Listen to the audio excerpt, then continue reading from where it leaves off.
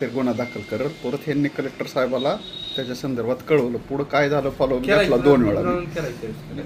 हल्ला झाल्यानंतर सगळ्यात गंभीर बाब आहे की मॅडम ज्यावेळेस हल्ला झाला त्यावेळेस देखील तत्परता पोलीस प्रशासनानं टिंबुर्णीच्या दाखवली नाही. हे खेदानं सांगावं लागतंय. हो नाही पण ही चुकीचं आहे ना.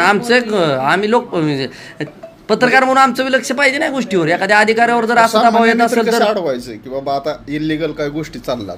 जर म्हणजे आता ह्यांचा प्रशासनातल्या टॉपच्या अधिकाऱ्याला जर अशा पद्धतीनं करत असतील तर कायदा सुव्यवस्था धाक बसला पाहिजे, राहिलं पाहिजे हे बघायला पाहिजे. गोष्ट की माड्याची परळी होऊ द्यायची नाही, आकाच्या आका हुडकावं लागतो. इकडे माड्यात बी आका आहे काय? अरे 2-4 आहे.